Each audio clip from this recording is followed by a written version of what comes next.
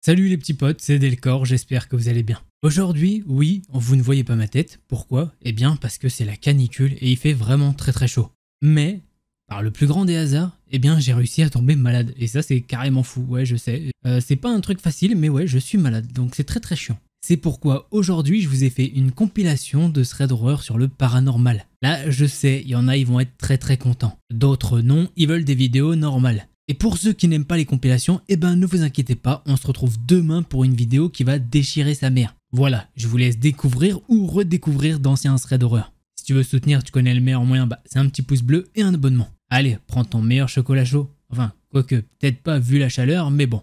En tout cas, installe-toi confortablement. L'histoire que je vais vous raconter s'est passée il y a à peu près 5 ou 6 ans. Et ça se déroule sur une période de 1 an. Celui qui nous raconte cette histoire s'appelle Benjamin, il a 14 ans à cette époque et il est en 3ème. Il nous explique qu'il a une petite bande de potes. Dans sa bande de potes, il y a son meilleur ami Sofiane, 2 autres gars qui s'appellent Baptiste et Florian. Et il y a 2 filles, Katiana et Noémie. À ce moment-là, Baptiste est en couple avec Noémie et Florian est avec Katiana. Le contexte étant posé, on peut passer à l'histoire. Après les cours, tous les jours, Benjamin et ses amis ont tendance à se rejoindre au niveau du port de sa ville. Un jour où ils sont tous là-bas, Baptiste va alors dire « Les gars, je connais une ancienne clinique abandonnée, ça vous tente ?» Tout le petit groupe se regarde et ils se disent que effectivement ils sont plutôt chauds. Comme ça, ils pourront se poser tranquille et il y aura personne aux alentours. Baptiste les emmène sur les lieux qui est à une quinzaine de minutes à pied depuis le port. Le petit groupe arrive donc devant des grillages. Le petit groupe décide donc de l'escalader et une fois passé de l'autre côté, ils doivent passer une sorte de mini forêt. Quand Benjamin arrive sur les lieux, il découvre que la clinique est déjà à moitié détruite et ça ressemble plus à un manoir abandonné qu'à une clinique au final. Et en arrivant devant le bâtiment, Benjamin il a pu remarquer qu'il y avait une 50aine de corbeaux qui survolaient le lieu.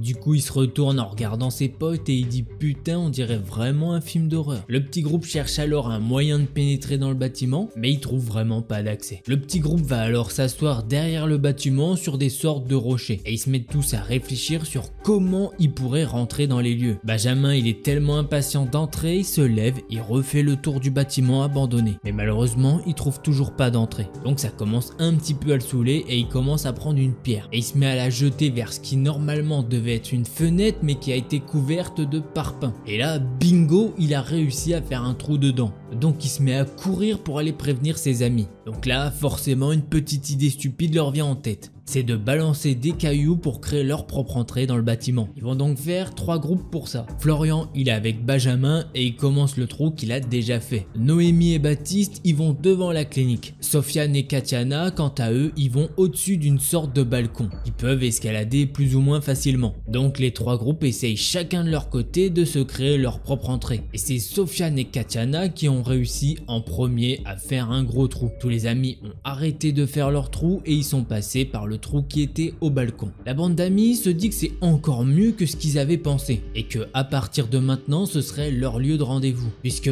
techniquement personne peut rentrer dans le manoir puisqu'il faut quand même escalader un étage. Benjamin étant un petit peu plus aventureux que ses amis s'avance le premier dans les lieux. Ensuite ils passent les uns après les autres. Ils nous précisent qu'ils ne peuvent pas descendre pour aller à l'étage inférieur car l'escalier est à moitié démoli. Après ça tous les jours ils vont venir s'installer au premier étage. Mais un beau jour, Benjamin il s'est dit que ce serait quand même cool d'aller visiter l'étage inférieur. Et il va donc sauter puisqu'effectivement en bas il avait pu voir des petites caisses et il s'est dit qu'il pourrait remonter dessus. Florian accompagne Benjamin en bas et ils ont visité les 3 pièces du dessous. 2 pièces sont collées et une est entièrement remplie de carrelage. Et dans cette pièce ils se sentent apaisés. Mais ils ont aussi une sensation bizarre au final. Une fois ce petit tour effectué, ils décident de remonter pour en parler à leurs amis. En entendant ça, ils ont décidé de tous descendre pour aller voir cette fameuse pièce. Et c'est à partir de maintenant que le drame commence. À partir de maintenant, Benjamin nous dit qu'ils ont créé une issue en bas pour que ce soit plus simple d'accès pour les filles et pour eux aussi au final. Enfin bref, les jours passent et tout se passe bien. Ils viennent donc se poser dans cette fameuse pièce qui est plus sombre que les autres mais où ils se sentent très bien. Un jour, Benjamin est seul avec Sofiane dans cette fameuse salle et il décide de prendre quelques photos de la salle. Et ensuite, il va regarder les photos qu'il a prises sur son téléphone. Sur l'une des photos, Benjamin va alors voir un visage. Sur le coup, il comprend comprend pas vraiment et il décide d'aller voir Sofiane pour lui montrer. Mais il remarque que Sofiane a la tête dans ses bras. Puis d'un coup, il prend le téléphone de Benjamin et il regarde les photos. Il se lève et il tourne en rond dans la pièce en chantant « Promenons-nous dans les bois ». Pendant que le loup n'y est pas. Juste après ça, Sofiane il va s'arrêter net et il va s'asseoir à côté de Benjamin. Et il va directement remettre sa tête dans ses bras. Là, Benjamin il comprend pas trop. Et il se dit qu'il doit sans doute être fatigué, donc il le laisse tranquille. Il décide donc d'aller voir le reste de ses amis un petit peu à l'écart car les couples veulent un petit peu d'intimité. Un quart d'heure s'écoule et Benjamin voit le temps passer. Et il décide d'aller réveiller Sofiane pour ne pas qu'il loupe leur bus. Benjamin arrive devant Sofiane et il lui dit faut qu'on y aille. Et Sofiane il lui dit d'un ton très sec vas-y laisse-moi. Là Benjamin il est étonné qu'il lui parle comme ça et il repart se balader en se disant qu'il va encore lui laisser un petit peu de temps pour se reposer car il doit vraiment être fatigué. Benjamin revient donc 15 minutes plus tard pour lui dire que ça y est là faut vraiment partir. Et cette fois-ci Sofiane va lui répondre encore plus sèchement. Benjamin il est d'autant plus choqué, il se dit mais c'est pas du tout le comportement de Sofiane. Il va donc aller voir le reste du groupe pour leur en parler. Les amis vont alors lui proposer une petite technique. Ils disent à Benjamin de tirer Sofiane, comme ça va le réveiller un petit peu. Sofiane ayant un gabarit un peu moins impressionnant que Benjamin, normalement ça devrait pas être trop dur pour lui de le tirer. Baptiste il va donc commencer la technique et il va tirer Sofiane. En lui disant que c'est bon, là ils vont louper le dernier but s'il bouge pas. Sofiane il va donc regarder Benjamin avec un regard vide, ce qui va clairement paralyser Benjamin. Et d'un coup, Sofiane va plaquer Benjamin contre le mur avec une seule main. Et il va même le soulever. Benjamin, à ce moment-là, il arrive même pas à se débattre et il le regarde sans pouvoir rien faire. À ce moment-là, Florian était rentré au début de la salle et il a vu toute la scène. Il est donc intervenu et il a décidé de les séparer, étant le plus fort du groupe à ce moment-là. Sous le choc, Benjamin décide de prendre l'air devant et expliquer ce qui s'est passé à Noémie et Baptiste qui étaient dehors pendant ce temps-là. Quand il leur a expliqué ça, ils ont décidé de foncer en direction de Katiana et Florian, laissant Benjamin seul dans ses pensées. Au moment où Sofiane a plaqué Benjamin contre le mur, il a senti que Sofiane n'était plus lui-même. Benjamin va alors foncer en direction de Sofiane et il le prend dans ses bras en lui disant mot pour mot « Pense à Mathieu qui est donc le petit ami de Sofiane ». Sofiane il va alors regarder Mathieu et il va dire « Benji » tout en pleurant avec les larmes aux yeux. Les deux amis décident de partir et d'en parler sur le trajet du retour. Et Sofiane lui certifie de ne pas se souvenir de ce qui s'est passé. La seule chose qu'il se souvienne, c'est que d'un coup, il n'y avait plus personne dans la pièce et des émotions noires se sont emparées de lui. De la tristesse et de la colère l'ont envahi. Maintenant, on arrive au soir et il faut savoir une chose, c'est que tous les soirs, les amis s'appelaient sur Skype. Tout ça pour faire un briefing normalement de leur journée. Et d'ailleurs, dans ces journées passées sur les lieux abandonnés, Benjamin il se dit qu'ils ont peut-être plus ou moins provoqué des esprits là-bas. Ils faisaient des petits jeux, ils insultaient à voix haute, ils mettaient un petit peu le feu. Bref, vous voyez le genre. Revenons à l'appel Skype. Sofiane, lors d'un appel sans caméra, s'est mis à changer de comportement encore une fois. Et ce qui va suivre est vraiment bizarre. Sofiane leur a proposé de jouer à un petit jeu, qu'ils vont tous lever leurs mains en l'air et que à chaque fois qu'ils diraient quelque chose qu'ils ont déjà fait, ils devraient baisser un doigt. Benjamin il se dit qu'il n'y a pas de caméra, du coup il décide de pas lever sa main. Sofiane va alors dire à Benjamin qu'il a pas levé la main. Là vous vous dites sûrement que c'est un coup de chance. Sofiane va alors commencer à dire: avez-vous déjà insulté un esprit? Benjamin baisse un doigt et rien ne se passe. Sofiane reprend avec une deuxième question. Avez-vous déjà fait un feu? Benjamin baisse alors un second doigt. Sofiane va alors dire: tu peux relever ton doigt Benjamin. Tu as juste regardé le feu se faire, mais tu as nullement fait de feu. Benjamin, il est étonné et il comprend que c'est de moins en moins un jeu marrant. Bref, les jours passent et Benjamin et ses amis continuent d'aller dans ce manoir. Sofiane a retrouvé un comportement normal, mais depuis quelque temps, toute la bande de potes a l'impression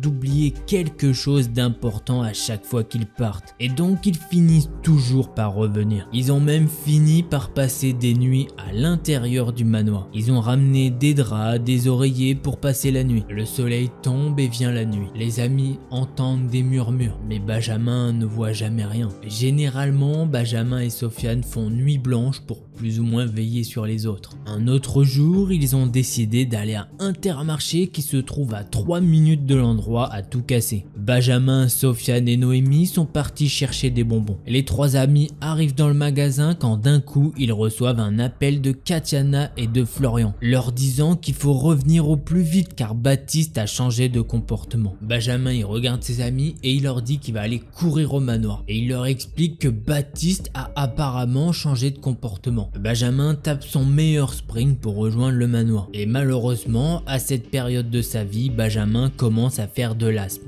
Donc il arrive tout essoufflé et quand il arrive sur les lieux, Baptiste le regarde caché derrière une pierre. Katiana et Florian sont un petit peu plus loin. Puis d'un coup, Baptiste va demander à Benjamin si c'est un Français ou un Allemand. Benjamin, il est tout essoufflé, il comprend pas trop mais il lui dit qu'il est français. Baptiste demande à Benjamin ce qui lui arrive et il commence à le diagnostiquer comme un médecin. Benjamin lui dit que c'est rien et qu'il fait juste de l'asthme. Après quelques minutes, il a repris sa respiration. Et Baptiste demande au groupe s'ils veulent visiter l'endroit. Benjamin, Katiana et Florian vont alors dire oui. Baptiste leur demande de le suivre et commence à faire 2-3 pas et il se retourne vers Benjamin en lui disant « Attention, tu marches sur un cadavre ». Benjamin ne voit rien à ses pieds et il le suit de nouveau à l'intérieur. Et Baptiste va alors leur détailler toutes les pièces une par une. Après avoir fini le tour des pièces, Baptiste va alors fouiller dans ses poches. Après avoir fini, Baptiste va fouiller dans ses poches et il se met à lancer son téléphone en disant que c'est une grenade. Avec un petit peu de chance, Benjamin rattrape le téléphone de Baptiste en lui disant que non, c'est pas une grenade. Après ça, Baptiste le regarde et lui demande « On est en quelle année ?» Benjamin lui répond « Pour toi, on est en quelle année ?» Baptiste lui répond alors « On est en 1943 ». À ce moment-là, Benjamin il le regarde avec des gros yeux.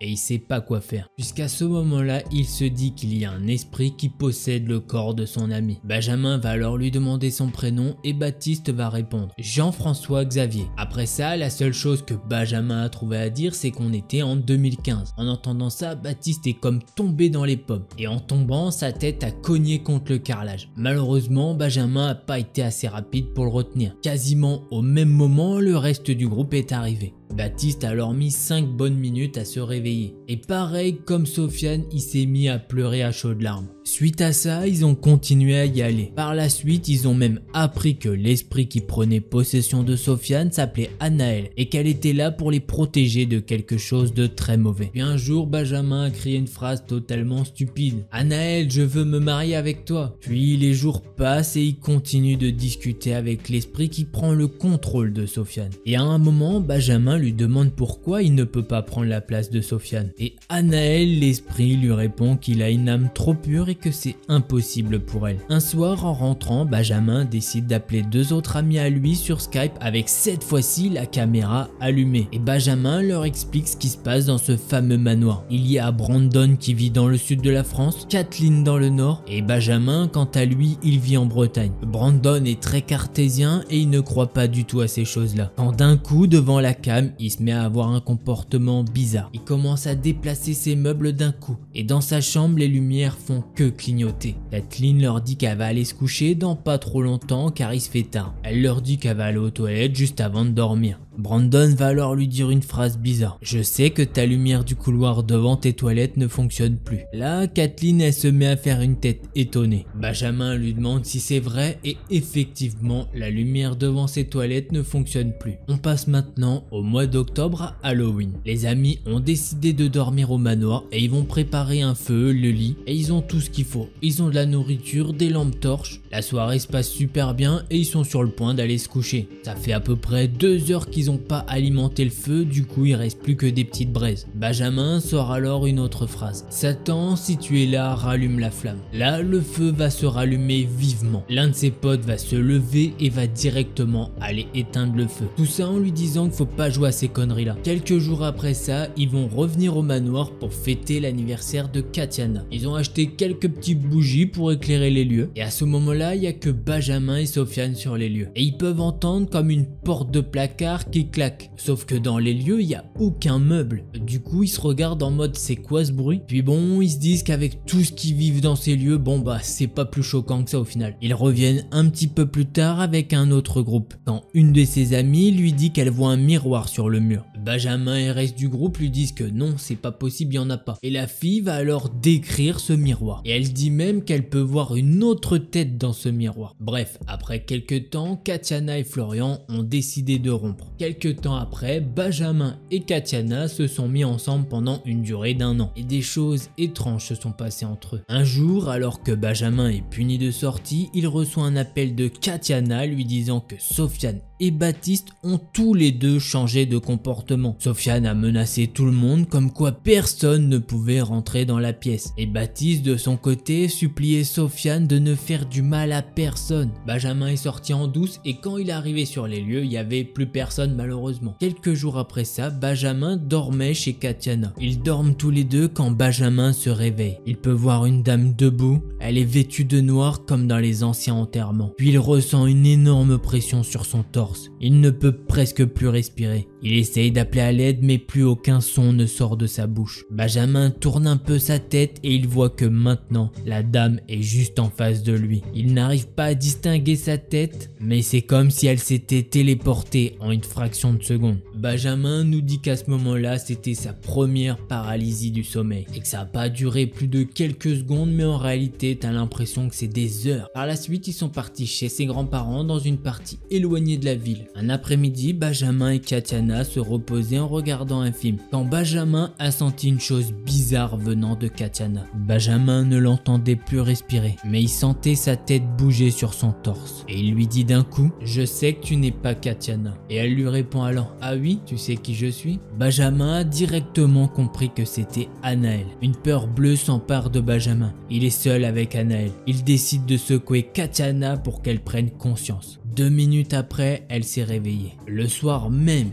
ils remettent un film et ça recommence. Benjamin va alors dire à Anaël « Qu'est-ce que tu veux ?» Anaël lui dit alors « Je veux me marier avec toi ». Là, Benjamin va décider d'agir comme un enfant en lui disant de retourner là d'où elle vient, c'est-à-dire en enfer. Tout ça à plusieurs reprises et après ce fameux événement, il ne s'est plus rien passé. Aujourd'hui, le manoir a été rénové et c'est maintenant une maison de retraite. Voilà, j'espère que cette histoire vous a plu et c'est ainsi que se termine cette histoire. Alors oui, effectivement, au début, je vous ai pas prévenu que c'était paranormal, mais clairement, ça vaut le détour. Changement de comportement et tout, les esprits qui prennent possession, j'ai vraiment adoré. Il faut savoir qu'il m'avait envoyé une petite partie, j'ai kiffé, je lui ai dit oh tu peux m'envoyer la suite et effectivement il me l'a envoyé. J'ai même eu quelques petites photos, je sais pas ce que je vous ai mis encore au montage. Alors effectivement ils sont assez jeunes donc ils font un peu de conneries, ça peut se comprendre je pense, mais comme quoi faut pas jouer avec les esprits. Surtout qu'apparemment Anaël voulait pécho Benjamin clairement. Voilà, j'espère que tu vas bien mon petit pote et que tu te portes bien.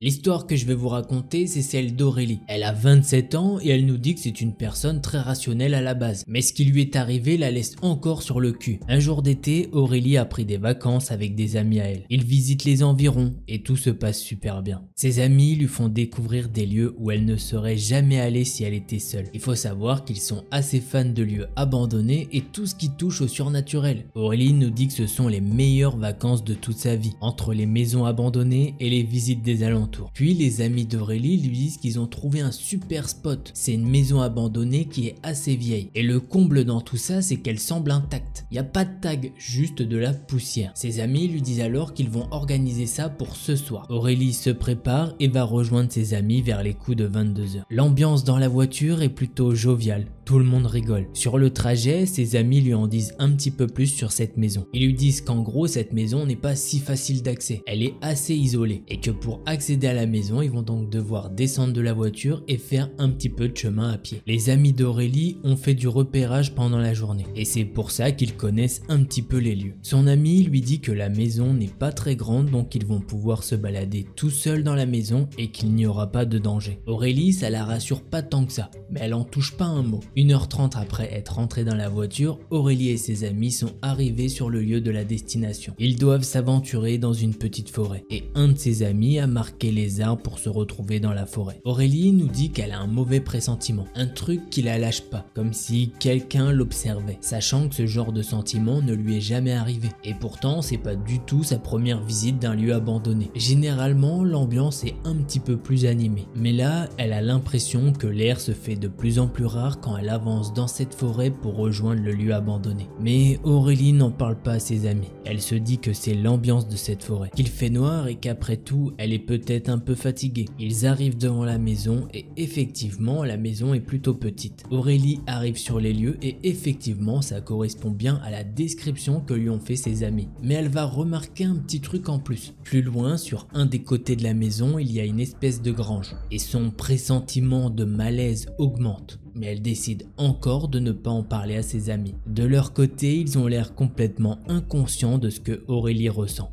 Donc toujours dans la même logique, elle se dit qu'elle est vraiment fatiguée. Ses amis décident de se séparer pour faire la visite de la maison en pleine nuit. Aurélie décide de partir au premier étage et espère que ses amis ne lui feront pas de blagues. Elle commence à monter à l'étage et les escaliers grincent, ce qui lui donne la chair de poule. Arrivée en haut des escaliers, il y a un vent glacial qui lui traverse le corps. Elle grelotte alors que c'est en plein été. Aurélie est une personne rationnelle et elle se dit que c'est peut-être une clim qui est en train de tourner ou quelque chose dans le genre qui pourrait refroidir l'atmosphère de la pièce. Mais elle trouve ça quand même assez bizarre étant donné qu'elle a beau chercher du regard, elle ne voit rien, pas même un semblant de ventilateur. Elle se dit alors que c'est un courant d'air de la fenêtre. Elle se balade dans la maison et elle tombe sur une pièce vraiment, mais vraiment très glauque. Elle ne sait pas du tout comment les personnes qui vivaient ici avant pouvaient dormir en toute tranquillité. Elle n'a pas les mots pour nous décrire l'ambiance qui règne dans cette pièce. Quand Aurélie est rentrée dans cette pièce, elle a pu voir un lit double et un papier peint rouge. À ce moment-là, vous vous demandez sûrement pourquoi c'est glauque. Eh bien, nous allons y venir. La parure de lit est avec des têtes de clowns. Il y a sur le papier peint des clowns et sur les murs des figurines de clowns. En découvrant ça, Aurélie a des sueurs froides dans le dos. Elle est dans le noir avec des dizaines de clowns qui la regardent. Aurélie est vraiment oppressée. Elle est au milieu de la pièce et elle commence à rebrousser chemin. Mais d'un coup, la porte se ferme. Là, Aurélie commence à courir pour aller ouvrir la porte. Mais rien n'y fait, elle semble bloquée. Elle commence à paniquer et elle se retourne. Elle est enfermée avec des espèces de putains de clowns bizarres. Le froid se fait vraiment de plus en plus présent. Ça lui glace le sang. De la vapeur blanche commence à sortir de sa bouche. Avec sa lampe torche, elle commence à essayer de regarder au plafond pour voir s'il y a une clim, un ventilateur ou quelque chose qui pourrait expliquer cette température. Mais il n'y a strictement rien qui puisse justifier cette température. En faisant ses petites recherches, elle a remarqué un détail encore plus glauque qu'elle n'avait pas remarqué. Un clown gigantesque est dessiné au plafond. Son sentiment de malaise s'accentue de seconde en seconde. Elle commence alors à crier le nom de ses amis. Lorraine, Bastien, Lorraine, Bastien, je suis enfermée dans une putain de chambre super glauque. Si jamais c'est vous derrière la porte, c'est vraiment pas drôle. Arrêtez de jouer au con et ouvrez cette putain de porte. Vraiment, je rigole pas là. C'est vraiment flippant. Aurélie nous dit qu'elle n'arrête pas de les appeler. Elle avoue même qu'après les avoir appelés, elle les a insultés tellement elle a peur. Elle pense vraiment que ses amis lui font une blague de mauvais goût. Aurélie scrute la porte et essaye de trouver une clé. Elle se dit que peut-être un coup de vent a refermé la porte et que cette porte se ferme directement. Pendant qu'elle fait ses recherches, elle continue de crier le nom de ses amis. Et pendant ce temps-là, Aurélie a toujours le sentiment qu'elle est observée. Plus elle passe de temps dans cette chambre, et plus elle a l'impression que quelqu'un lui touche l'épaule, les cheveux. Puis à un moment, elle sent quelque chose lui agripper les pieds. Elle commence vraiment à paniquer et elle crie de peur tellement elle ne voit pas ce qui se passe au sol. Elle met des coups de pied à tout va, puis d'un coup, un petit bruit, comme un jouet qui s'allume. Sur le moment, Aurélie a cru qu'elle allait faire une crise cardiaque. Elle regarde à ses pieds et le tapis s'est enroulé autour de ses pieds par je ne sais quel miracle. Puis vient enfin le moment où ses amis lui ouvrent la porte. Au moment où ils ouvrent la porte, Aurélie leur crie dessus. Et elle leur dit que ça ne se fait pas de faire des blagues comme ça. Qu'elle a eu la peur de sa vie dans cette chambre super glauque. Que s'ils continuent avec leurs blagues de merde, elle ne viendra plus jamais avec eux pour leur exploration. Mais les amis d'Aurélie se regardent et ne comprennent pas ce qu'elle est en train de leur raconter. Ses amis lui proposent alors de sortir de la maison pour prendre l'air et pour calmer la situation. Et en voyant leur visage, Aurélie peut voir qu'effectivement, ils ne comprennent rien du tout à ce qu'elle est en train de leur dire. Sortie de la maison, Aurélie est un petit peu plus calme. Elle essaye de leur expliquer les événements de ce qu'il vient de se passer. Les deux amis se regardent encore une fois et et lui disent qu'à ce moment-là, ils étaient dans la grange et qu'ils ont pu entendre ces cris de terreur. Et c'est pour ça qu'ils sont arrivés quelques minutes après. Les amis d'Aurélie lui ont dit qu'elle a dû paniquer, étant donné que l'atmosphère de cette pièce était très spéciale et qu'elle s'est sûrement fait quelques petits films. Et en plus de ça, ses amis lui assurent que la porte n'était pas fermée à clé, étant donné qu'ils ont pu l'ouvrir sans aucun souci. À ce moment-là de la soirée, Aurélie ne veut qu'une seule chose, c'est rentrer et se coucher dans son lit bien chaud. Mais ses amis insistent et pour la convaincre, ils lui disent « T'inquiète, on se sépare plus, on reste ensemble. Comme ça, si quelque chose arrive, on est là. D'accord ma belle ?» En entendant cette proposition, Aurélie va accepter. Aurélie et ses amis décident alors de continuer la visite de la maison et les alentours. Elle nous dit que la maison est plutôt normale, mis à part cette pièce qui est vraiment glauque. Aurélie se dit qu'elle va en faire des cauchemars cette nuit et sûrement les nuits suivantes. Les pièces de la maison s'enchaînent mais le pressentiment d'être observé s'accroît et un sentiment d'oppressement vient avec. Le groupe d'amis a fini de faire le tour de la maison et ils arrivent dans la grange. Ils s'installent pour faire une petite pause. Puis l'un de ses amis va alors proposer de faire une partie de Ouija en attendant pour voir s'il y a un esprit. Aurélie, ne croyant pas du tout à ce genre de choses, elle accepte volontiers puisqu'elle sait que rien du tout ne va se passer. Ses deux amis installent tout puis ils commencent la partie. Ils vont alors poser des questions basiques comme « Est-ce qu'il y a quelqu'un ici ce soir ?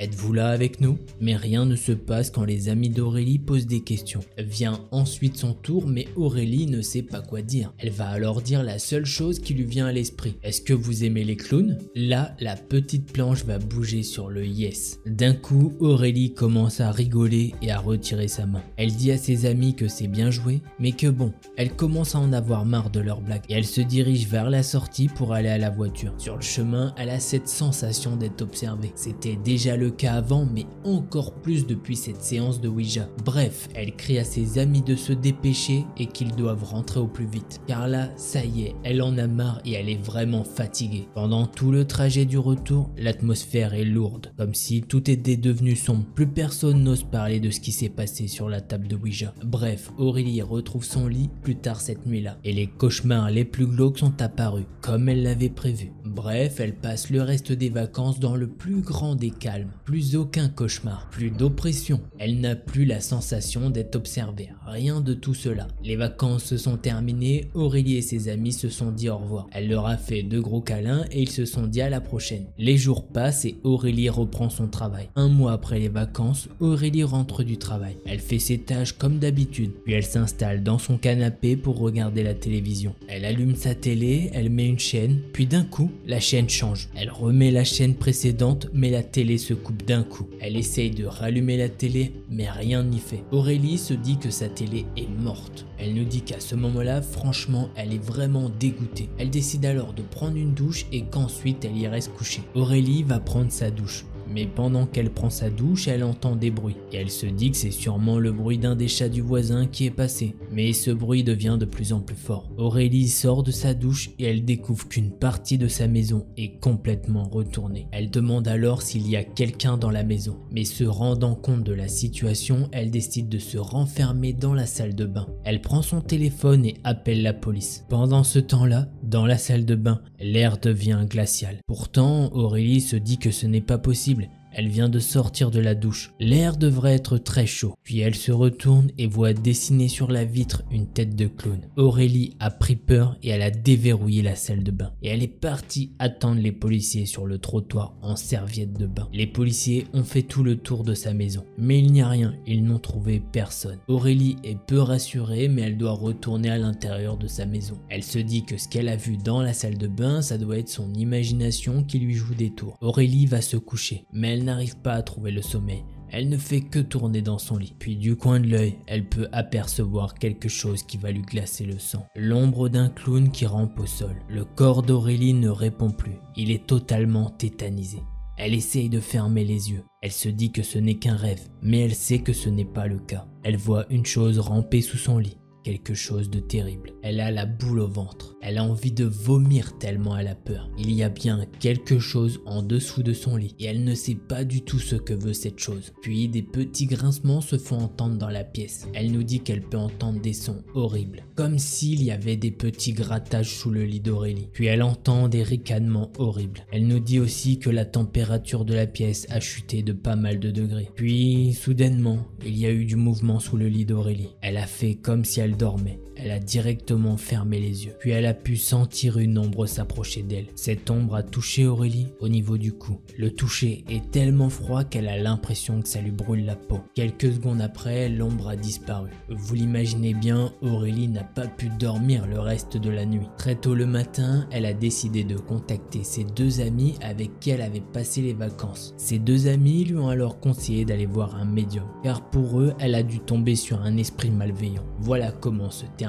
pour l'instant l'histoire d'Aurélie. Depuis cette expérience-là, elle est partie dormir chez un ami. Elle a pris rendez-vous avec un médium et il doit arriver l'après-midi du jour où elle nous écrit ce thread. Et voilà, c'est ainsi que se termine ce thread d'horreur. Alors vous savez, comme j'aime bien le dire, histoire paranormale. Vous êtes libre d'y croire ou non, sachant que personnellement, j'adore Paranormal Activity 1 et 2. Après, je crois que ça part un peu en cacahuète. Mais bon, là n'est pas le sujet. À la première lecture de ce thread d'horreur, au début, j'ai cru que c'était une histoire d'urbex qui allait mal tourner. Ils allaient peut-être tomber sur un mec alcoolisé ou un truc comme ça. Mais non, au final, pas du tout. Elle est tombée dans une chambre hyper glauque. Qui voudrait être dans une chambre de ce style? J'en connais pas beaucoup. Et deuxième point que j'aime pas du tout, pourquoi vous faites du Ouija? J'ai jamais entendu une bonne expérience en faisant du Ouija. À chaque fois, ça part en cacahuète.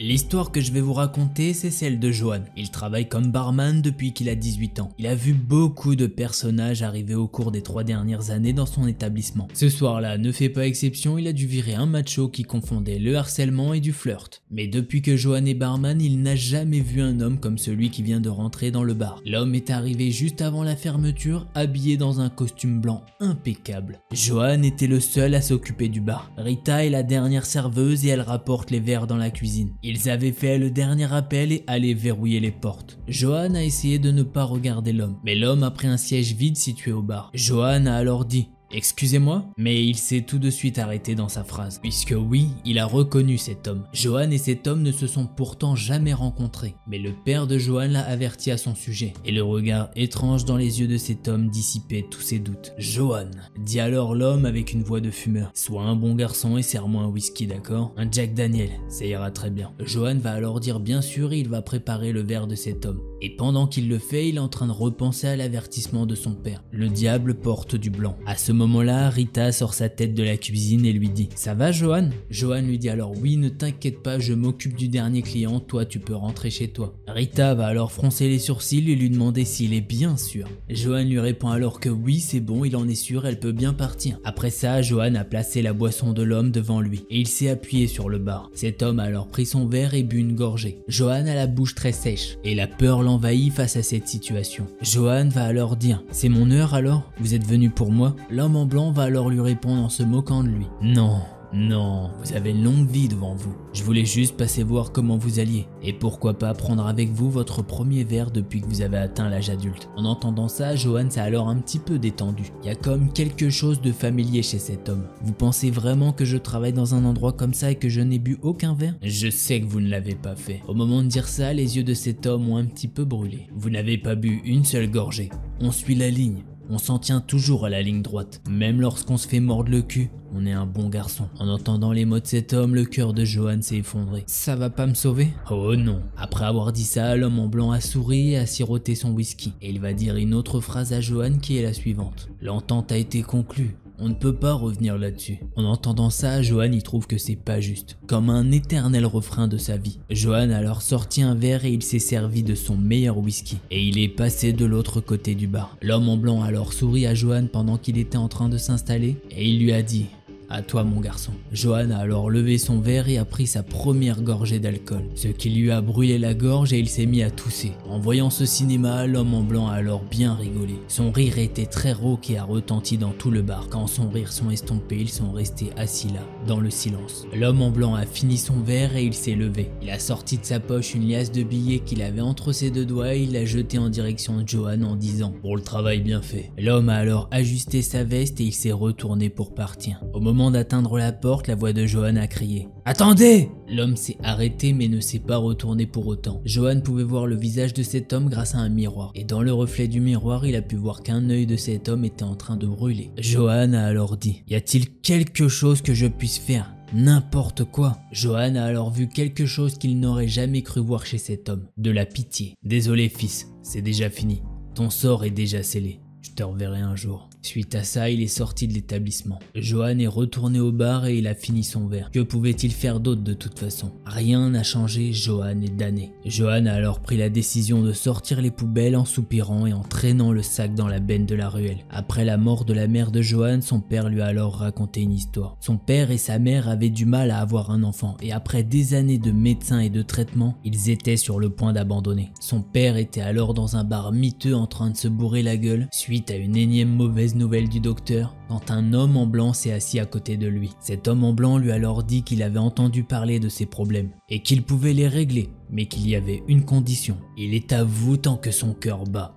Quand tout est fini et qu'il meurt, il est à moi. Quand Johan a entendu cette histoire de la part de son père, il pensait que c'était bien évidemment une blague et il lui a alors dit que ce n'était pas drôle. Son père lui a alors montré la lettre que sa mère avait écrite avant de mettre fin à ses jours. Pendant toute sa vie, Johan a essayé de bien vivre sa vie. Il s'est rendu à l'église tous les dimanches. Il prie tous les matins et tous les soirs. Comme l'a dit l'homme en blanc, Johan suit toutes les règles à la lettre. Même quand il est dans le pétrin, Johan a supplié Dieu de le sauver, d'être baptisé et de naître à nouveau. Mais l'homme en haut n'est pas aussi direct que son homologue, et Johan suppose qu'il respecte même les contrats légaux. Revenons à Johan qui est en train de mettre une poubelle dans la benne. Après avoir mis la poubelle dans la benne, il peut entendre quelqu'un crier « Hé connard !» Johan a reconnu l'homme qu'il avait mis dehors plus tôt. Le gars va alors mettre son meilleur coup de pied à Johan et Johan va le regarder calmement en lui disant « Maintenant tu vas t'excuser ». Mais le gars ne va pas du tout s'excuser, il va essayer de mettre un coup de poing à Johan. À ce moment-là, il y a quelque chose qui vient d'éclater chez Johan. Il s'est retenu de faire du mal depuis qu'il est tout petit. Mais maintenant qu'il sait qu'il n'a plus rien à perdre, il entre dans une sorte de frénésie et se met à frapper cet homme. Pour vous dire, à la fin, le sang de cet homme éclaboussait le sol, les vêtements de Johan et son visage. Johan a alors levé son pied du crâne écrasé. En se relevant, il s'attendait à avoir peur et se sentir coupable. Mais au lieu de cela, il se sentait euphorique. Johan a alors regardé ses mains ensanglantées et il s'est mis à rire. Johan a alors compris que ses parents ne lui avaient pas donné une malédiction, mais un cadeau. Johan a alors traîné le corps de cet homme dans la cuisine du bar afin de faire ce qui était nécessaire pour se débarrasser du cadavre. Quelques heures plus tard, Johan avait une nouvelle tenue qu'il gardait tout le temps dans son sac à dos. Et sur le chemin du retour, Johan était en train de siffler. Pour la première fois de sa vie depuis la mort de sa mère, Johan se sentait vraiment libre, plus de règles. Il n'allait plus perdre de temps à essayer d'être pur et humble. Cette soirée-là, Johan a réalisé que de toute façon, il irait en enfer quoi qu'il fasse. Voilà, c'est ainsi que se termine cette histoire. Alors, on va aller vite sur la conclusion de cette histoire. Soit c'est du surnaturel, quelque chose comme ça, soit le mec il a pas pris qu'un seul verre et il était totalement éclaté. Voilà, vous me direz ce que vous en pensez, sachant que cette histoire je l'ai depuis un petit moment et j'hésitais vraiment à vous la raconter, mais voilà, j'ai passé le pas.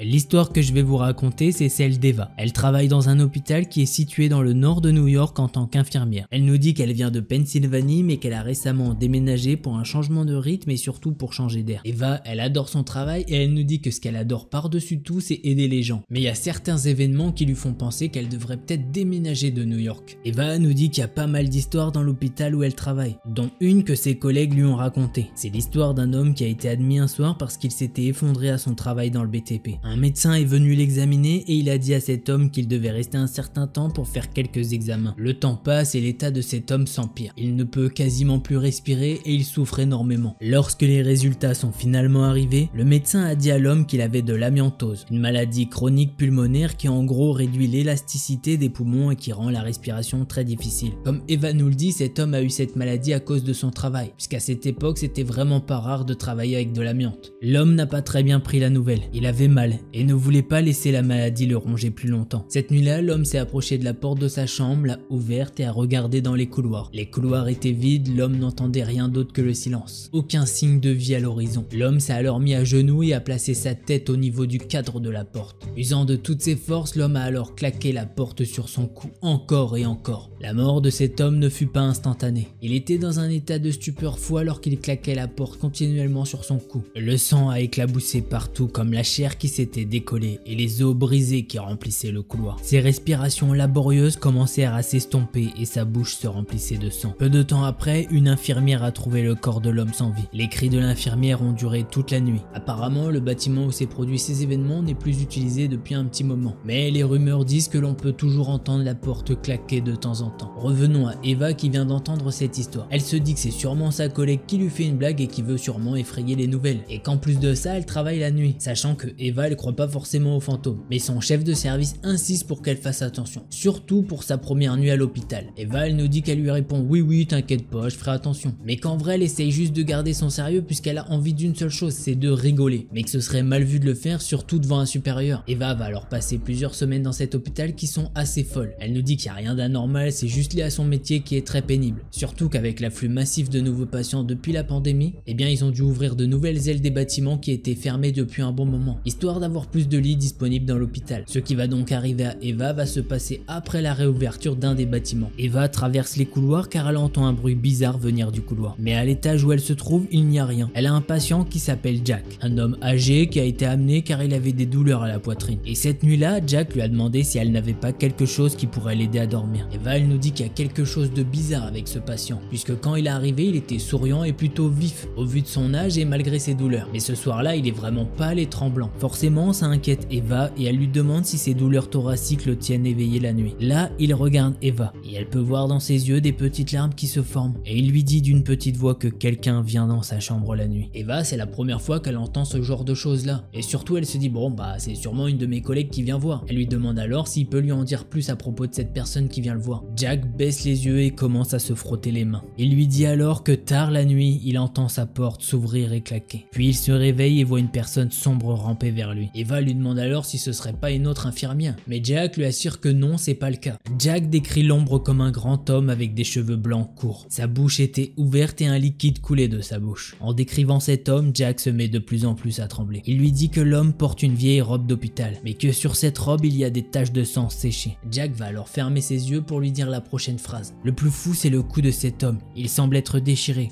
et je peux voir un bout d'os brisé. Eva, en entendant ça, elle est désolée pour Jack. Elle se dit mince, cet homme souffre d'hallucinations, en plus de ses douleurs thoraciques. Elle dit donc à Jack qu'elle va aller voir le médecin de garde pour voir s'il peut lui prescrire d'autres choses. Elle le prévient juste qu'avant elle doit continuer sa ronde pour aller voir les autres patients. Mais avant de partir, elle va le réconforter en lui disant qu'elle revient très bientôt. Elle fait sa ronde pour aller voir les autres patients et ils se sont tous plaints de perdre le sommeil. Pas parce qu'il y avait un homme, mais qu'ils entendent une porte claquer dans le couloir la nuit. À la fin de sa ronde, Eva elle décide d'en parler avec les autres infirmières. Ses collègues n'ont pas voulu l'écouter parce qu'ils pensent que Eva veut les effrayer. Dans cette situation-là, Eva ne sait pas trop quoi faire. Sachant que Eva, elle est vraiment fatiguée. Elle prend une canette de Red Bull et un café. Elle regarde sa montre et il est environ 3 h du matin. Elle décide alors d'aller faire une ronde à l'étage de Jack. Elle marche vers l'ascenseur et elle appuie sur le bouton pour monter à son étage. Eva, elle rigole quand elle repense au récit de Jack et de l'homme qu'il avait vu. Et puis, elle repense à la vieille histoire au sujet de cet homme qui a mis fin à ses jours qui s'était produit dans ce bâtiment. Eva, elle veut pas se monter la tête et avoir peur, mais c'est vrai que la description de Jack correspond assez bien à l'histoire de cet homme qui a mis fin à ses jours. Et là, la peur commence vraiment à l'envahir. Arrivé à l'étage de Jack, les portes de l'ascenseur vont alors s'ouvrir. Et Eva peut alors voir que le couloir est très peu éclairé. L'hôpital a dû économiser de l'énergie et certaines lumières ne s'allument pas entièrement. Alors qu'Eva commence à marcher vers le hall, les lumières ont commencé à clignoter. Les lampes fluorescentes ont commencé à bourdonner tandis que les pas d'Eva résonnaient lentement à travers le couloir. Elle voit quelque chose au loin devant l'une des chambres, celle de Jack. Elle voit quelqu'un qui la regarde du bas de la porte. Seul le haut de sa tête est visible,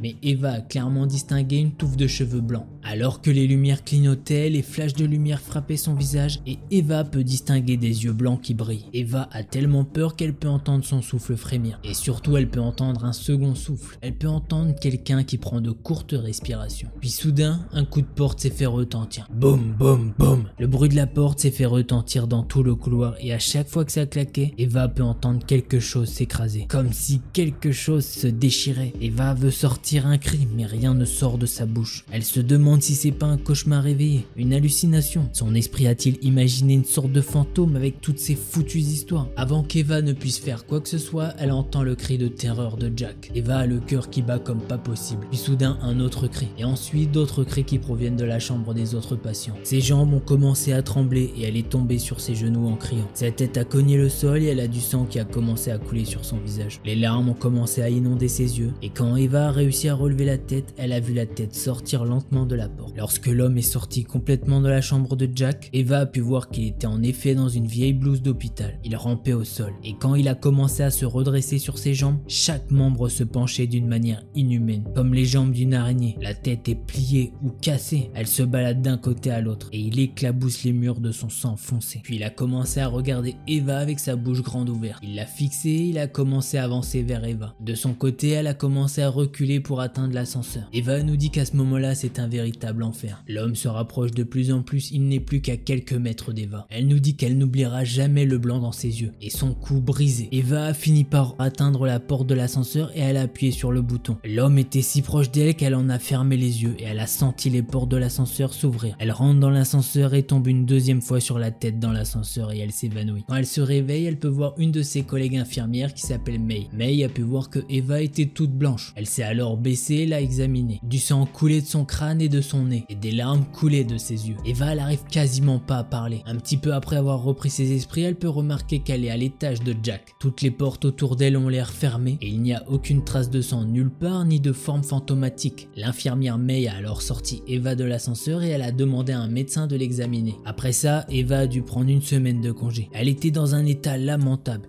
Et quand elle a fini par se rétablir, elle a juré de ne plus jamais en parler. Eva nous dit qu'elle a jamais revu cette chose, mais que maintenant c'est sa plus grande phobie d'aller à cet étage. Voilà, c'est ainsi que se termine cette histoire. Vous me direz ce que vous en pensez, mais moi je pense à deux thèses. Soit c'est vraiment quelque chose de paranormal, soit Eva s'est cogné la tête, peut-être qu'elle est tombée dans les pommes à cause du stress, le Covid et tout. C'est pas facile à gérer et du coup elle a imaginé toute cette histoire. Et au final, bien qu'elle dise qu'elle croit pas à cette histoire, eh bien son cerveau il a enregistré cette histoire. Et du coup il lui aurait fait vivre un cauchemar vraiment pas plaisant. Ça peut clairement arriver donc pourquoi pas. Voilà, vous me dites ce que vous en pensez, puis vous si vous avez d'autres théories, n'hésitez surtout pas.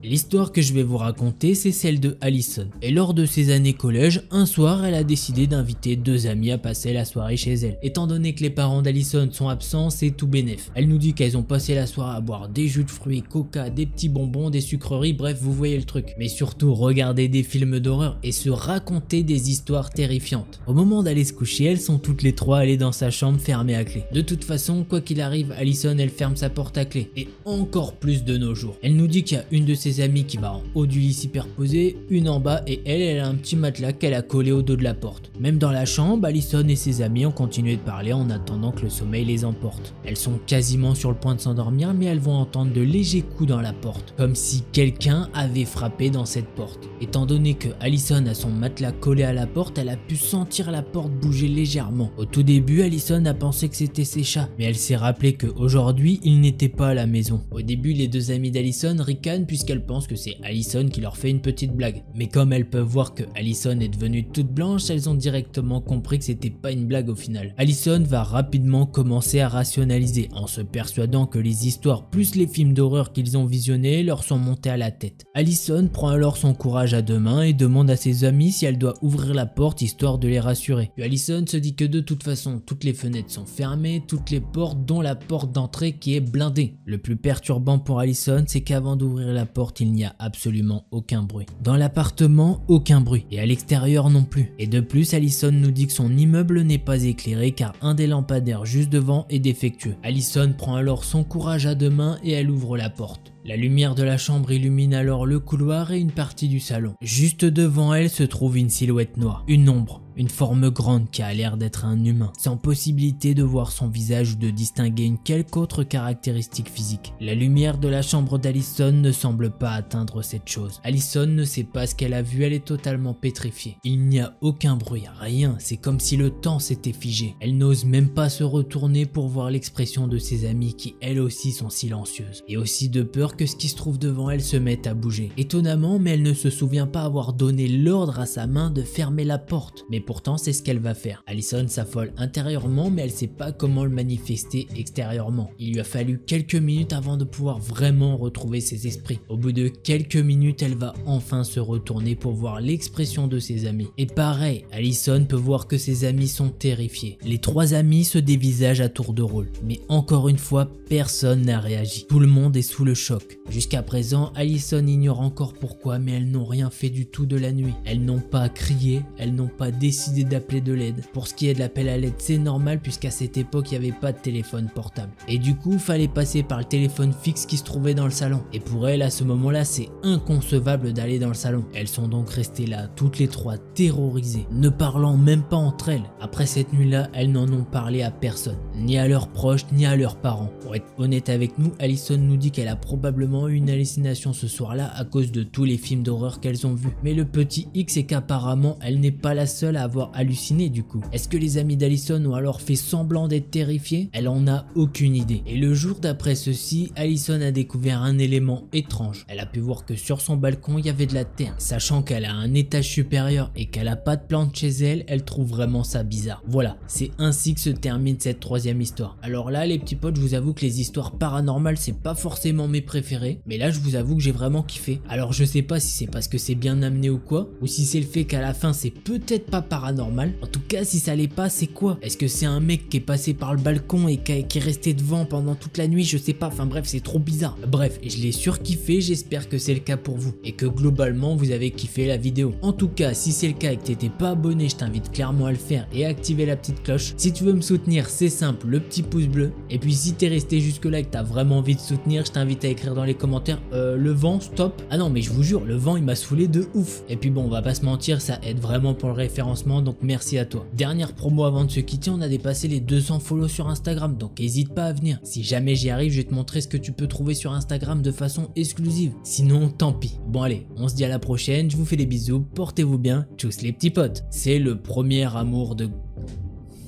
Cette histoire s'est passée il y a à peu près 3 ans pendant les grandes vacances 2019. Putain, j'ai un accent maintenant là, ça dit quoi? Non, je sais pas. C'est aussi ça, voilà, c'est aussi ça. Croyez pas que... C'est pour ça qu'une vidéo ça prend beaucoup de temps. Je n'arrive pas à dire la phrase parfaite du premier coup, hein, voilà. Et du coup, des fois, bon, je pars en cacahuète tout seul. Mais bon, ça, il y a plein de choses que vous voyez pas. I just want to play a game with you. Hey, don't you run away. Please stay. Stay with me. If you don't come play with me, then we will kill you.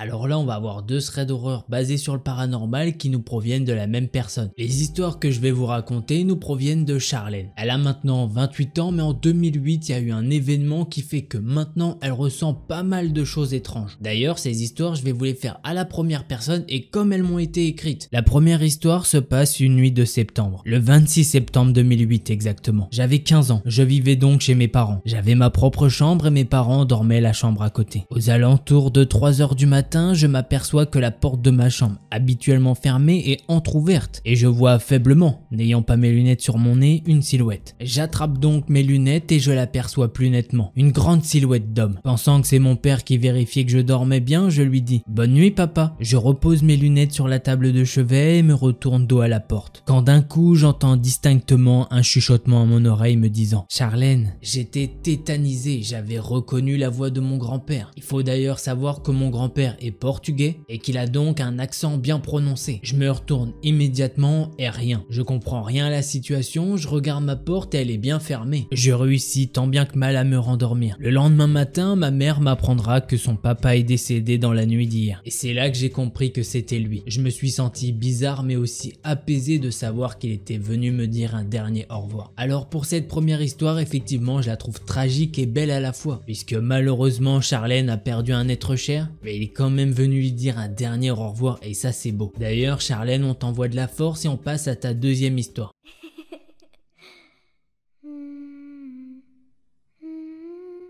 La deuxième histoire se passe en 2011. J'avais 18 ans, j'étais en voiture à l'arrière à droite à côté de ma meilleure amie. Mon ex-compagnon conduisait et le passager était un ami à lui. On allait en direction des parents à mon ex car on était invités pour manger. C'était en octobre, il faisait très nuit à ce moment-là. Il devait être aux environs de 20 h. Les routes que l'on empruntait étaient des routes de campagne, beaucoup de champs dans les environs. Tout d'un coup, j'étais dos à ma portière regardant ma meilleure amie et jetant un coup d'œil parfois à sa fenêtre. Je voyais un grand champ et là, j'ai vu une silhouette sur le bord de ce champ près de la route. On ralentissait à ce moment-là puisqu'il y avait un virage et je l'ai vu devant me faisant un coucou et me suivant du regard. C'était clairement une silhouette d'homme. Je voyais des yeux brillants. J'étais comme paralysé. Impossible de décrocher son regard du mien. Ma meilleure amie me touche le bras et je hurle. Mais il est pas bien ce mec de se mettre sur la route. C'est dangereux. Les 3 personnes avec moi n'ont rien compris. Et mon ex m'a dit, mais de quoi tu parles? Il y a personne. Je me retourne pour voir la route derrière moi et effectivement il n'y a personne. Sur le coup, j'ai pas su l'expliquer. Quand j'ai su plus tard qu'il y avait eu un accident grave sur cette route où un jeune homme de 22 ans avait perdu la vie. Voilà. C'est ainsi que se termine cette seconde histoire. Pour cette deuxième histoire, effectivement, si les personnes avec toi n'étaient pas réceptives, c'est normal qu'elles ne l'aient pas vu. Puis c'est vrai, sur le coup, Charlène, elle a dû se dire, mais le gars, il est complètement taré de se foutre là sur la route. Elle est peut-être même passée par la phase, ah, ok, bah j'ai peut-être rêvé, pour après au final apprendre qu'il y a bien eu un accident grave et qui a coûté la vie à un jeune homme de 22 ans. Et que c'était sûrement une énergie résiduelle liée à cet homme.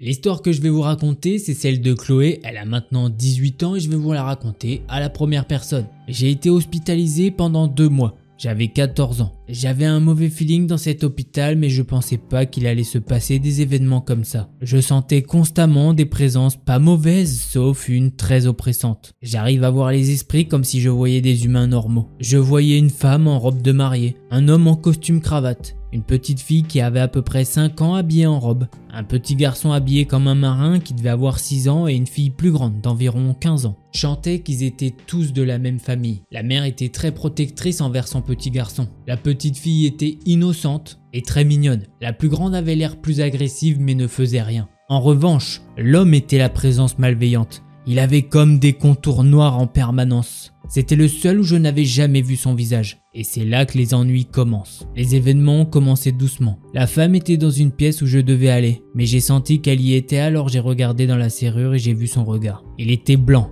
limite transparent. Elle était très grande, très fine.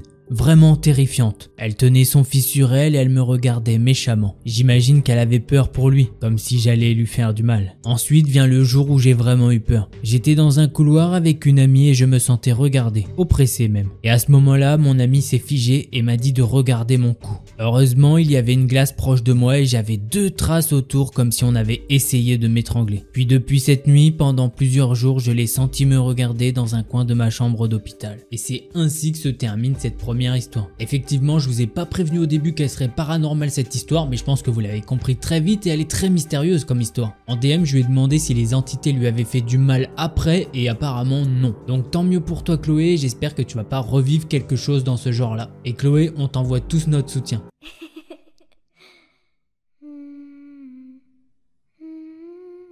Pour cette seconde histoire, je vais vous la lire à la première personne car elle parle de paranormal et j'aime bien les faire à la première personne. Moi, c'est Lily, j'ai 42 ans et cette histoire s'est passée il y a 22 ans. Je pense que c'est important de préciser que depuis petite, j'ai toujours été sensible au paranormal. J'entendais des bruits, des voix, voyais des ombres, mais quand on est enfant, on pense que c'est normal ou bien que c'est lié à la peur. Du coup, ça faisait juste partie de ma vie. Quand j'ai eu 20 ans, pendant mes études d'anglais, j'ai ressenti le besoin de partir en Angleterre pour perfectionner mon accent. C'est un plus pour devenir professeur d'anglais. Et là, les événements paranormaux sont devenus plus intenses. J'ai donc décidé de partir l'été suivant ma première année d'études et je n'ai pris qu'un billet aller parce que je prévoyais de passer une année là-bas, suivant les opportunités d'emploi que je trouverais. Arrivé là-bas, je logeais d'abord chez une amie de mes parents. Mais j'ai rapidement trouvé du travail dans un centre centre équestre qui accueillait un groupe de Français et qui avait besoin de quelqu'un pour traduire. Il faut savoir que ce centre équestre situé dans la ville de Brington était perché sur une colline. Seul bâtiment trônant fièrement et avait un côté très impressionnant. Mes débuts en tant que traductrice se passèrent très bien, j'étais très bien accueillie par le directeur du centre, moins par certains instructeurs qui se méfient des Français. Enfin, après l'été, le directeur me propose un emploi en CDI, car étant moi-même très bonne cavalière, il a pu constater mon aisance pour l'assister lors des cours avec les Français. Je faisais donc maintenant partie de l'équipe et ils ont donc cru bon de me tenir au courant de certains événements étranges se passant dans ce fort, notamment la présence d'une femme qui n'a pas trouvé le repos, car j'allais maintenant loger dans le fort avec les autres instructeurs. Ce fort étant très ancien, il servait avant d'abri lors des guerres et possède des souterrains dans lesquels beaucoup de gens sont morts. Bon,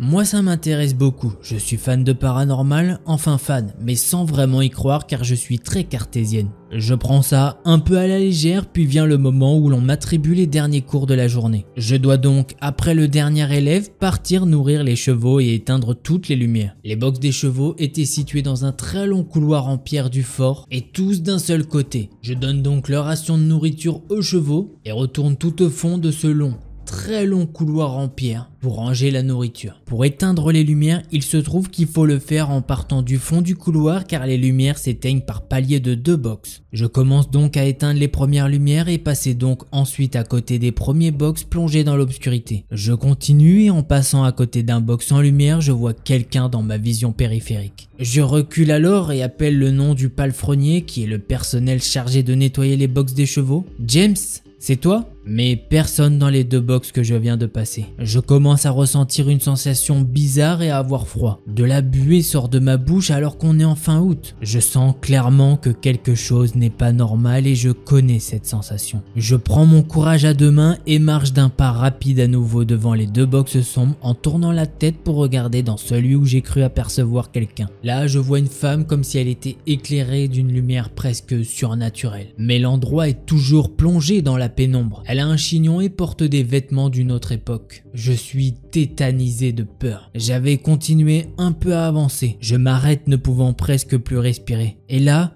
je sens comme quelque chose de glacé me traverser. Je n'oublierai jamais cette sensation que mon corps est gelé de l'intérieur. Et je ressens à la fois des émotions qui ne sont pas les miennes. Tristesse et désespoir. Je reprends mes esprits et cours jusqu'à la sortie en manquant plusieurs fois de me ramasser par terre. Ne me souciant plus du tout d'éteindre les lumières. Je me rends dans le bureau du directeur qui me demande ce qui ne va pas. Je devais avoir l'air terrorisé. Alors je lui demande pour être sûr de ne pas l'influencer qu'il me décrive la femme que les gens ont vue dans le fort. Sa description collait avec ce que j'avais vu. J'étais choqué et un peu désorienté que tout cela puisse être vrai. Je suis rentré en France peu après cet événement et pour la première fois j'ai parlé à ma mère de mes expériences et du fait que je ressentais les esprits. Je m'attendais à ce qu'elle me prenne pour une folle car elle est très terre à terre et ne croit pas à tout ça. Mais elle me dit dans le plus grand des calmes, « Tiens, eh bien cela ne m'étonne pas car ma grand-mère était comme toi. » Et c'est ainsi que se termine cette seconde histoire. Vraiment pas facile cette histoire, alors libre à chacun d'y croire ou pas. N'ayant jamais vécu d'expérience paranormale de ce genre, c'est vrai que c'est dur de se mettre à sa place. Mais comme elle nous a bien détaillé son histoire, c'est quand même plus facile d'essayer de comprendre ce qui s'est passé. Et effectivement, ça doit être quelque chose d'incroyable. Quelque chose qu'on ne peut pas expliquer. Que ça soit la femme au fond du box ou qu'un fantôme vous traverse et que vous pouvez donc sentir ses émotions. Ainsi que cette sensation de gel lorsqu'il vous traverse, ça doit être vraiment très désagréable. Dans un premier temps, j'espère que tu vas mieux Lily et je te remercie pour ton témoignage.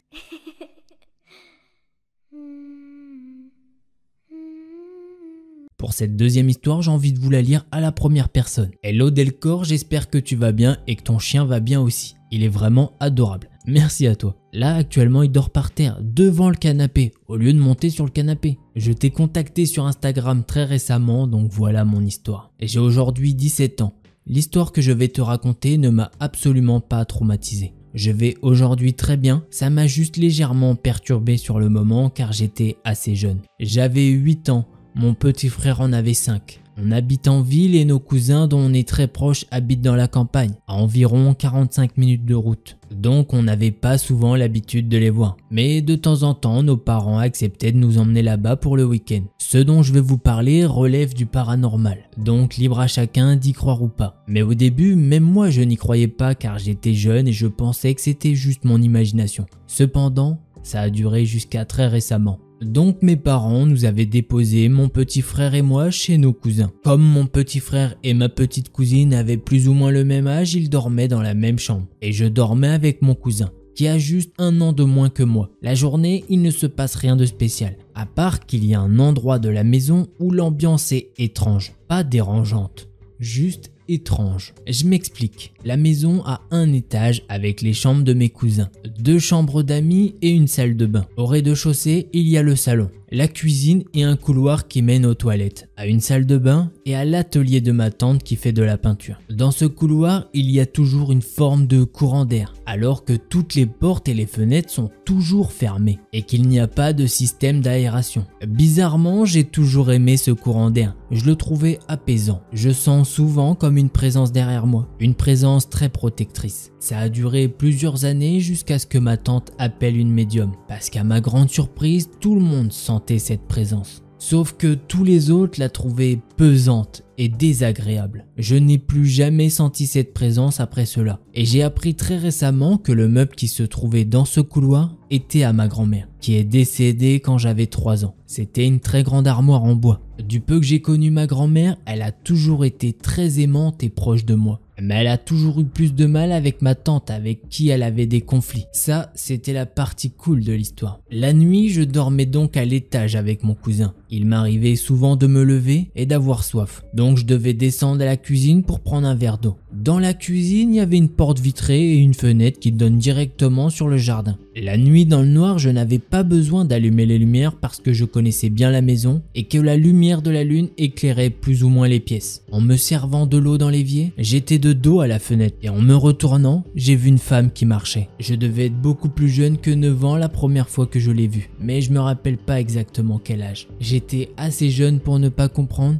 et j'ai fait coucou à la dame, mais je ne la voyais plus. J'ai continué à la voir pendant plusieurs années et j'avais l'impression qu'elle se rapprochait de plus en plus de la porte. Le jour où je l'ai vue juste derrière la porte, j'en ai parlé à mon cousin qui n'a même pas eu l'air surpris. J'ai voulu faire des recherches sur la maison étant donné qu'elle est pas récente et qu'elle a été habitée avant. Mais j'ai jamais pu le faire car je partais vraiment de zéro. À partir de ce moment-là, j'ai arrêté de la voir. Et j'en ai reparlé quelques fois avec mon cousin, mais ça s'est arrêté là. Merci d'avoir pris le temps de lire mon témoignage, j'espère que tu as apprécié. Pour ma part, j'ai apprécié et j'espère que c'est le cas de tout le monde. De mon côté, je suis allé lui dire en message privé une hypothèse que j'avais. Je vais pas vous la dire histoire de pas vous influencer. J'aimerais vraiment entendre les vôtres dans les commentaires, même si je pense qu'on va effectivement penser à la même chose. Mis à part ça, heureusement que la présence que tu sentais et cette dame était gentille, on va dire, et que ce n'était pas une entité maléfique qui est venue te faire du mal. Comme tu nous le dis, ça t'a pas traumatisé tant que ça, donc tant mieux. Je te remercie pour ton témoignage.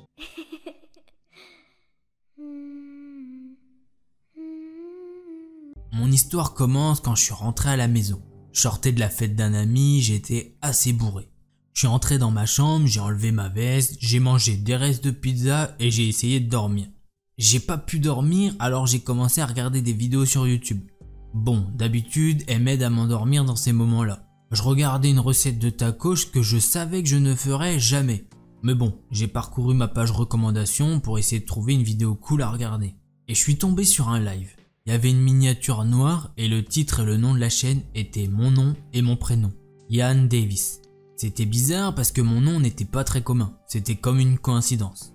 J'ai cliqué dessus, l'écran était noir. J'étais le seul à regarder, la chaîne avait caché son nombre d'abonnés.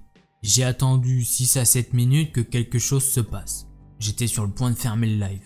L'écran était allumé sur l'extérieur d'une maison. J'étais confus. Je savais pas à qui était la maison, mais je continuais à regarder. Les mains et le visage du gars qui tenait la caméra n'étaient pas visibles, et il ne parlait pas. Il a commencé à marcher vers la maison et il a frappé à la porte. Une voix est venue de l'autre côté. « Qui est là ?» C'était une voix familière.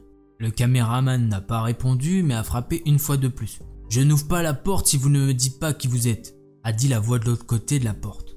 Le caméraman a commencé à respirer fort et a frappé à la porte. Il semblait que la porte ne supporterait pas beaucoup plus longtemps. L'homme de l'autre côté a commencé à crier au caméraman de partir et a dit qu'il appellerait la police s'il ne partait pas. Il a également menacé le caméraman en chargeant son arme. Le caméraman a ri d'une voix profonde et déformée. Il a ouvert la porte d'un coup de pied. J'ai pu voir l'homme de l'autre côté. La voix semblait familière parce que c'était ma brute de lycée, Marc. Juste au moment où j'ai pensé que c'était une sorte de blague, Marc a tiré sur le caméraman. Le caméraman a hurlé et a sauté sur Marc. Il a frappé son visage plusieurs fois. Il a réduit Marc en bouillie, au point où ses narines et sa bouche saignaient. Il avait du mal à respirer. Le caméraman est entré dans la cuisine et a pris un couteau de cuisine géant. Il a gardé la caméra vers le bas pendant 2 à 3 minutes et quand il l'a ramassée, Marc était assis sur une chaise attachée à elle. Le caméraman a pris le couteau et a fait une incision sur la cuisse de Marc avant de mettre son index dedans et d'étendre la petite coupe jusqu'à ce que ça soit une blessure géante et béante. Maintenant, je sais que certains d'entre vous me demanderont « Pourquoi n'as-tu pas enregistré ton écran comme preuve de meurtre ou appelé le 911 ?» Traitez-moi de fou, de sadique, de connard, de sans-cœur, mais les cris de Marc me faisaient du bien. Vous voyez, Marc était un gars musclé qui faisait 1m90 et j'étais un petit gars maigre pour seulement 1m70. Il n'était pas surprenant que lorsqu'il m'a intimidé, il m'ait souvent maîtrisé. Un jour au lycée, il m'a frappé le visage jusqu'à ce que 2 de mes dents tombent, puis a défilé dans l'école avec mon corps mou sur ses épaules. Une autre fois, il a dit des choses sur ma mère. Parfois, il me jetait par terre et gardait sa botte sur ma poitrine. Je ne pouvais pas respirer et c'était en quelque sorte drôle pour lui et les autres autour de nous. J'étais leur punching ball, donc voir cet enfoiré souffrir m'a vraiment rendu heureux. Le caméraman s'est ensuite mis à écorcher le bras gauche de Marc, qui était assis là, impuissant et incapable de bouger, avec une cuisse blessée et un bras sans peau. Puis il a versé de l'acide sur Marc, un acide très concentré.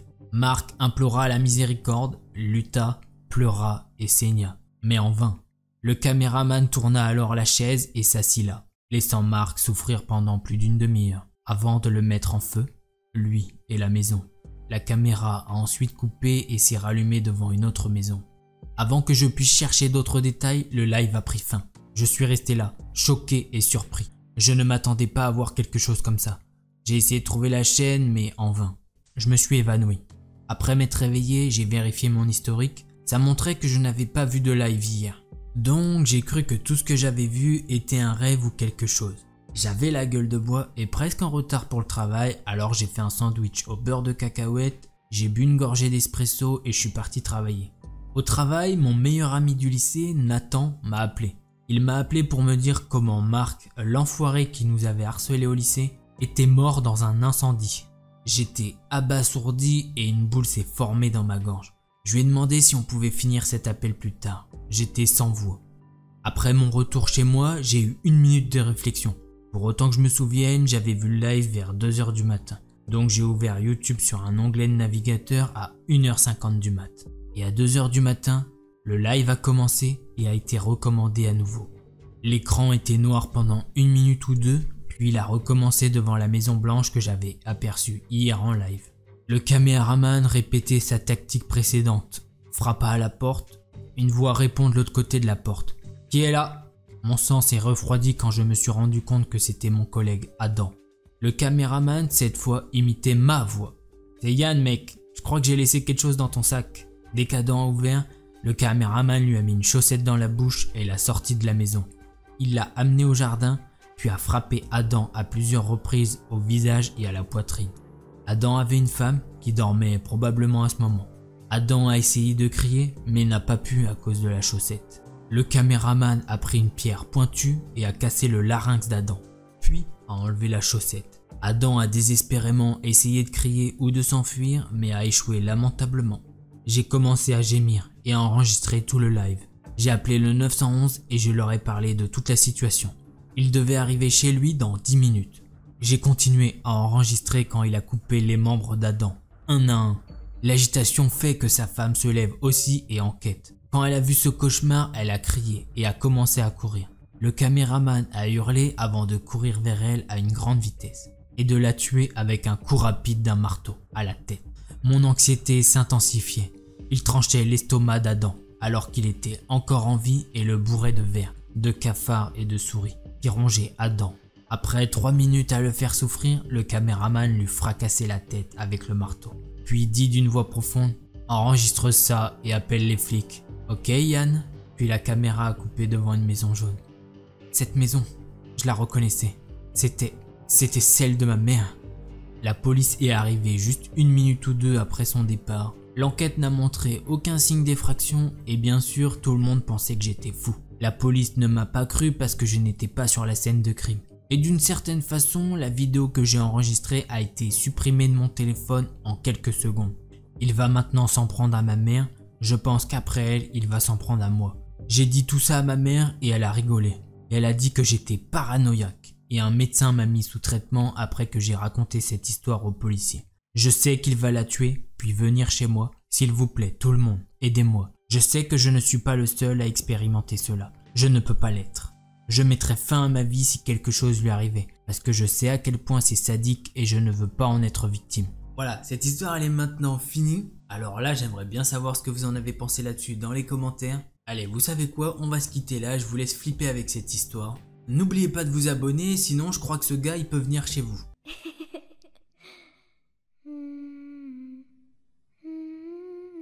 L'histoire que je vais vous raconter, c'est celle de Léa. Elle nous explique qu'elle a une grande peur, c'est la noyade. Et au cours d'une discussion avec sa mère, elle apprend d'où vient cette phobie. Cette phobie, elle est apparue quand elle avait l'âge de 5 ans. Son petit frère venait de naître et ses parents se sont plus occupés de lui que d'elle. Du coup, elle s'est inventé un ami imaginaire du nom de Paul. D'après sa mère, Paul et elle, ils étaient hyper proches. Ils mangeaient ensemble, ils jouaient ensemble et ils dormaient aussi ensemble. Le seul problème à tout ça, c'est que Paul avait froid la nuit, du coup elle dormait avec plein de couvertures en plein été. Malheureusement, au bout d'une semaine, à force de dormir avec des couvertures en plein été, elle tombe malade. Donc à partir de ce moment-là, ses parents ils décident d'attendre qu'elle s'endorme pour lui enlever les couvertures. Une nuit, le père il vient pour enlever les couvertures comme chaque soir. La mère attend tranquillement dans le couloir mais vers l'entrée de la porte. Et d'un coup, la porte se referme.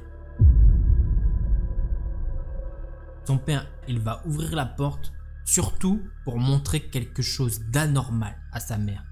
À côté de Léa, dans son lit, il y a une trace humide sur le drap, celle d'une forme d'enfant. Sur le coup, sa mère, elle pense juste que c'est Léa qui a transpiré et qu'elle a bougé. Mais bon, à force de dormir avec beaucoup de couverture, Léa, elle finit par tomber malade, avec beaucoup de fièvre. Sa fièvre montait tellement qu'ils ont dû aller à l'hôpital pendant 3 jours. Après être sortie de l'hôpital, Léa, elle a plus jamais reparlé de Paul. Quelques jours après la sortie de l'hôpital, sa mère, elle découvre dans le journal régional qu'un petit garçon âgé de 6 ans a été retrouvé mort dans une rivière pas très loin de sa ville. Et le plus surprenant, c'est qu'il s'appelait Paul. Cette histoire se finit là, d'ailleurs elle est assez bizarre. J'ai quelques théories là-dessus mais j'aimerais bien connaître les vôtres dans les commentaires.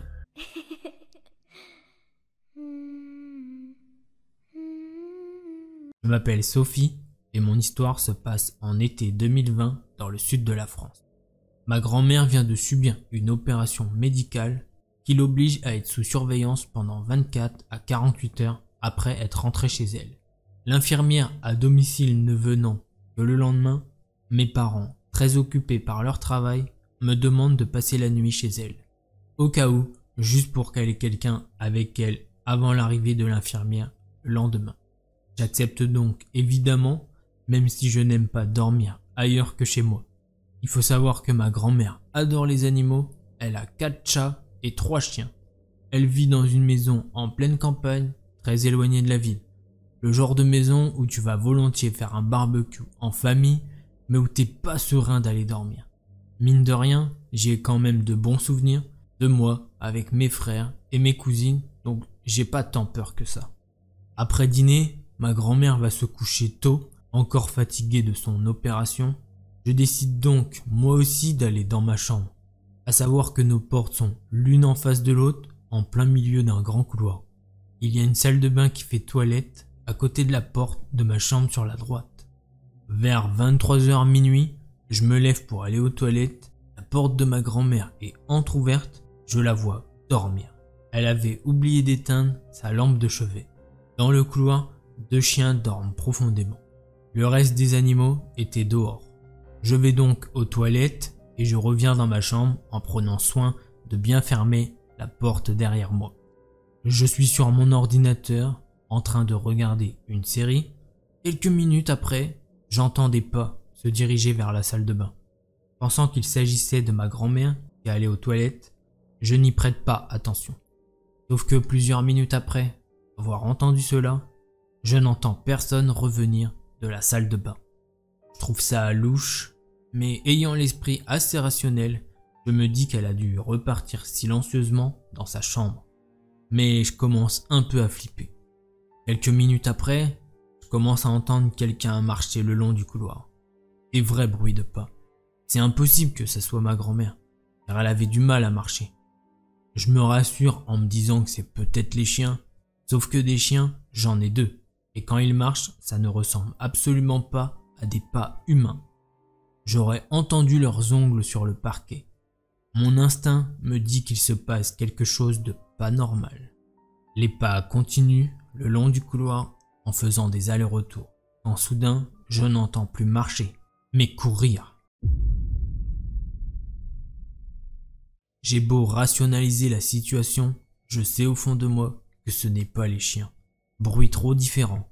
C'était vraiment le bruit d'une vraie personne qui courait en faisant des pas rapprochés. Ma grand-mère qui est dans l'incapacité physique de le faire, et même si c'était elle, ça resterait hyper chelou. Tétanisé, je mets ma série sur pause pour écouter. Je regarde la porte en me disant que je pourrais l'ouvrir afin de voir ce qui se passe. Mais je vous jure que dans ce genre de situation, vous êtes paralysé de peur. Vous n'êtes même pas sûr de vouloir connaître la vérité. La situation est d'autant plus bizarre, je me dis que s'il y avait un étranger, les chiens auraient sûrement aboyé. Mais il y avait ces bruits de pas qui couraient, et rien de plus. Soudainement, les pas se sont arrêtés de courir, et je n'ai absolument plus rien entendu de la nuit. Autant vous dire que je n'ai pas fermé l'œil, j'ai attendu impatiemment le lendemain matin pour me lever et partir. J'ai demandé à ma grand-mère si elle était allée aux toilettes dans la nuit, et elle m'a répondu que non.